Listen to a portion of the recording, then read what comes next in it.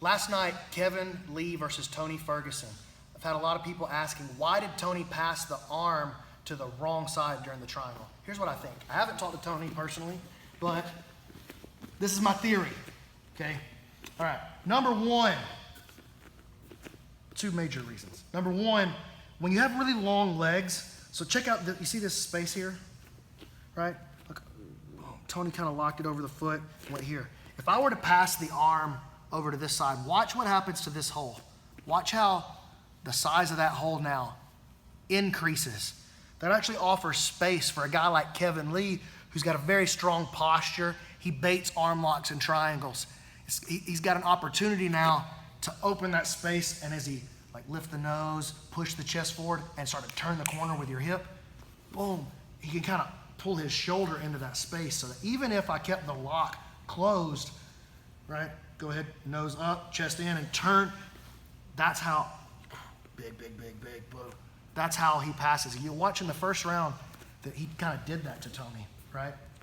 So what Tony chose to do instead was get into this position, and instead of opening that space more, it looked like, and he may not even done this consciously, he just felt like it was the right thing. He passes the arm to this side. Watch the hole this time. As I pass the arm to this side, the size of the hole never changes, right?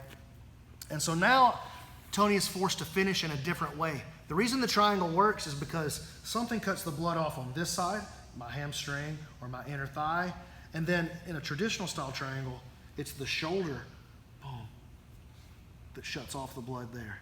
Boom, that's why it works, right? But when the arm is on this side, I have to find a different way to get the shoulder in. So what Tony did, instead of just pulling down on the head and lifting the hip, which would not have pushed the shoulder into the neck, he brought his knees forward and put on like a death squeeze. So he didn't do this, he did this and pushed the shoulder into the neck. And that's what got him to tap, right? Pretty awesome.